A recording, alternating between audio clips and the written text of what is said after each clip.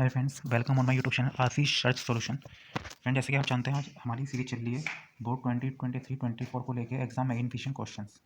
इसके पहले वीडियो भी अगर आपने नहीं देखी तो आप उन्हें भी जाकर देख सकते हैं। मैंने कोऑर्डिनेट ज्योमेट्री की वीडियो भी अपलोड कर रखी है, आप उसे भी जाकर देख सकते हैं। तो आज हमने जो चैप्टर लिया है वो एपी का चैप्टर लिया है और ये बोर्ड के एग्जाम पॉइंट से काफ़ी इंपॉर्टेंट चैप्टर है और इससे क्वेश्चन अक्सर पूछे जाते हैं। तो आज मैंने वो 3 क्वेश्चन लिए हैं आपको समझाने के लिए।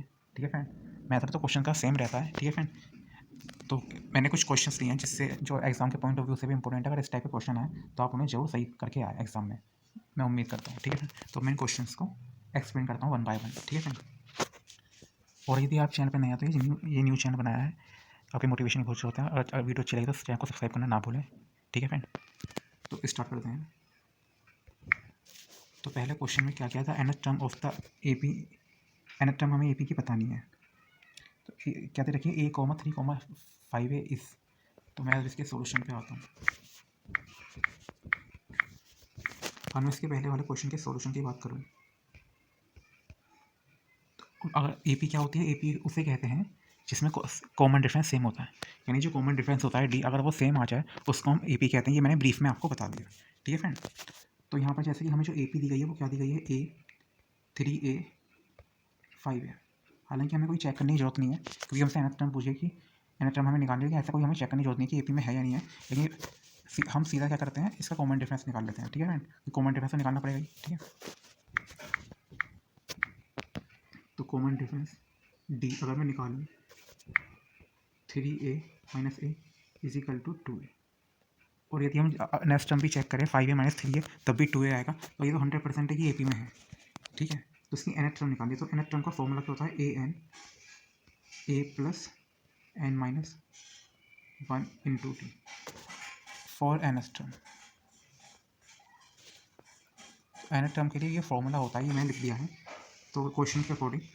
तो यहाँ पर है ए कितना था क्वेश्चन में ए तो ए ही है अभी हमने। ठीक है, फर्स्ट टर्म तो ए ही है। मैं एक काम करता हूँ, फर्स्ट टर्म लिख देता हूँ हालांकि। ठीक है, तो जिससे कंफ्यूज ना होगा। हाल ठीक है, फर्स्ट टर्म किसके इक्वल है, ए की, और फॉर्मूला में पुट कर दूँगा मैं। और कॉमन डिफरेंस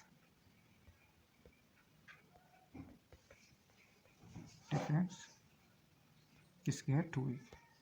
बस अब मैं इसमें पुट कर देता हूँ। तो ए एन, फर्स्ट टर्म तो ये ही n माइनस 1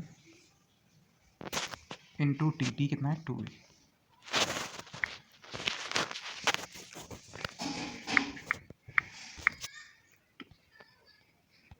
a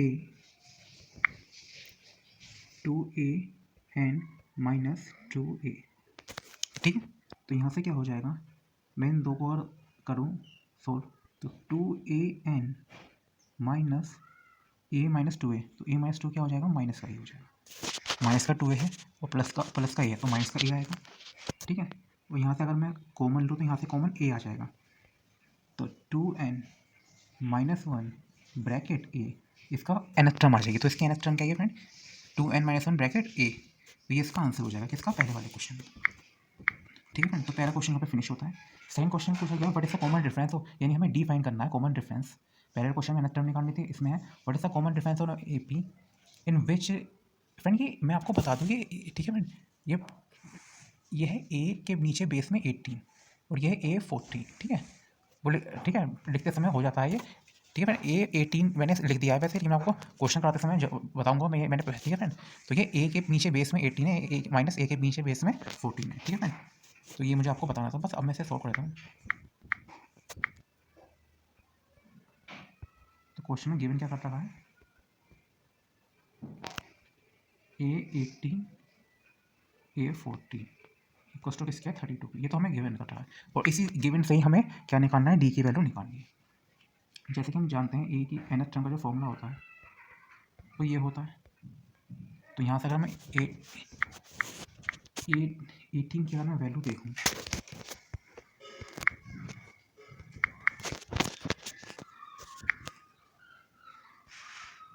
तो ये हो जाएगी A80 माइनस 1 इंटू डी, तो ये A प्लस 17D तो होगा। और यहीं से मगर A14 की वैल्यू, तो मैंने पहले फॉर्मूला लिख दिया था जिससे आपको कोई दिक्कत ना हो समझने में।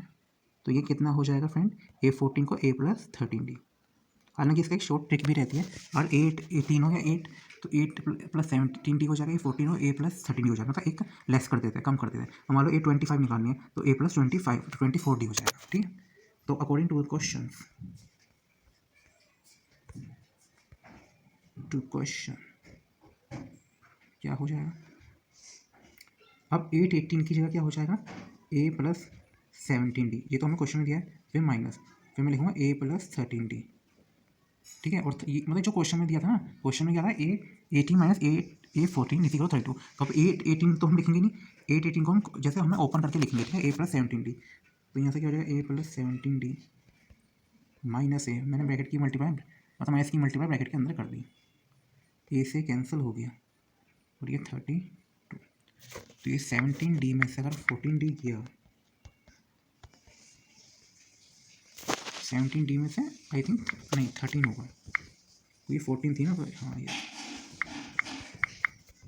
13D इज इक्वल टू 32, तो ये हो जाएगा 4D 32, और D इज इक्वल टू कितना आ जाएगा 8 हमारा आंसर आ गया सेकंड वाले का। कॉमन डिफरेंस का आंसर क्या है 8। ठीक है, तो ये क्वेश्चन भी यहाँ पे फिनिश हो जाता है। नेक्स्ट क्वेश्चन है शो दैट, यानी प्रूफ शो दैट वाला क्वेश्चन है ये। ठीक है, तो अब मैं इसे, आपने वीडियो को चेक कर ही लिया ये, तो अब मैं इसे इरेज कर देता हूँ। मुझे एक चीज़ समझानी है आपको, जैसे सेकंड क्वेश्चन में मैंने वो 8 माइनस 14 था, इसमें मैं आपको बताया था उसमें क्या चीज़ लिखी गई है। इसमें है a की पावर माइनस b का ये होल स्क्वायर है, फिर ये a square plus b square है। ठीक है, और यहाँ पे क्या दिया गया, a प्लस बी का होल स्क्वायर, मतलब इन तीनों को लेके हमें बताना है कि ये पी में है या नहीं है। तो मैं भी आपको बताता हूँ, ये सॉल्व करके दिखाता हूँ। ठीक है, तो ये मैं आपको सॉल्व करके दिखाता हूँ। तो ये सॉल्यूशन हो जाएगा थर्ड वाले का। तो गिवन क्या कर रखा है हमने, a माइनस बी का होल स्क्वायर, फिर क्या था a square plus B square. ठीक है, और उसके बाद यहाँ यस हमें गिवन था a प्लस बी का होल स्क्वायर। तो आप देख सकते हैं, अगर हम कॉमन करके देखें भाई ए पी क्या होती है, ए पी उसे कहते हैं जिसमें कॉमन डिफरेंस सेम होता है। तो यहाँ पर हम इसे शो दैट वाले क्वेश्चन को कैसे डील करेंगे, हम ऐसे डील करेंगे इस क्वेश्चन को, हम ना दोनों का कॉमन डिफरेंस देखेंगे।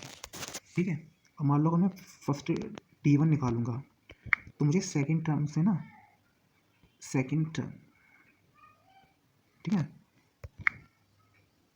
एक मिनट मैं सेकेंड लिख देता हूँ, सेकेंड टर्म से मुझे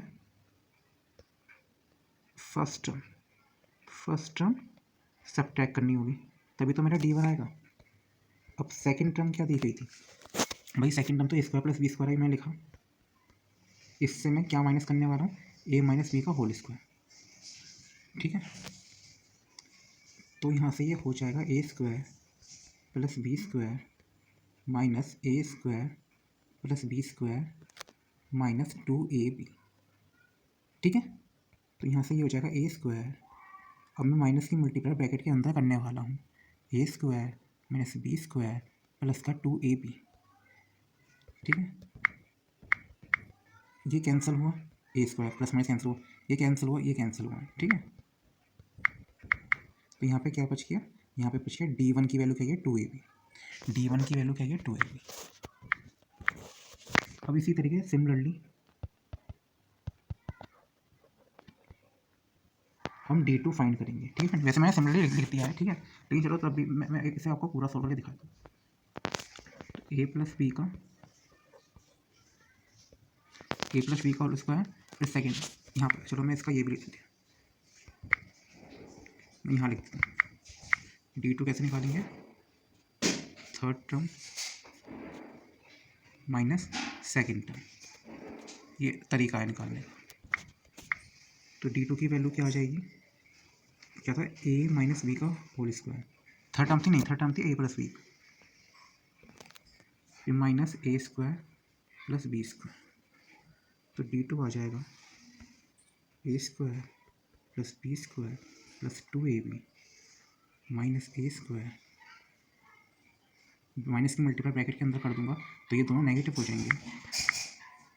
ठीक है, तो ये क्या हो जाएगा, ये कैंसिल हो जाएगा प्लस माइनस, तो यहाँ से क्या बच जाएगा, जो D2 की वैल्यू आएगी वो आ जाएगी 2AB।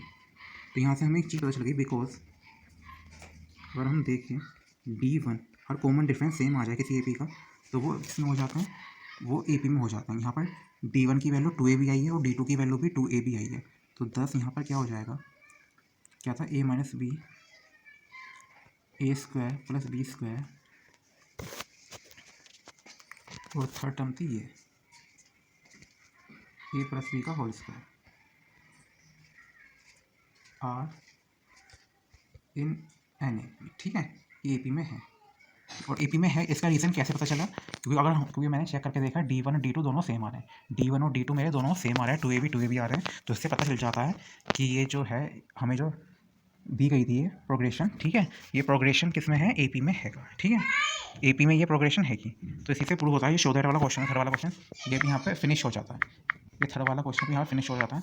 तो आज हमने 3 क्वेश्चन लिए, उम्मीद करता हूँ 3 क्वेश्चन आपको समझ में आएंगे। वीडियो कैसी लगी आप जरूर बताइए, यदि वीडियो अच्छी लगी समझ में आई हो तो इसे लाइक जरूर करें और ज़्यादा लोगों में शेयर करें, और चैनल पर नया तो सब्सक्राइब जरूर करें। मैंने आपकी मोटिवेशन की बहुत जरूरत है। ठीक है फ्रेंड, और ऐसे इंपॉर्टेंट क्वेश्चन मैं आपके लाता रहूँगा। और मैं आपको ऑल द बेस्ट कहता हूँ कि आपकी तैयारी अच्छी चलती रहे बोर्ड एग्जाम की। ठीक है, thanks for watching this video.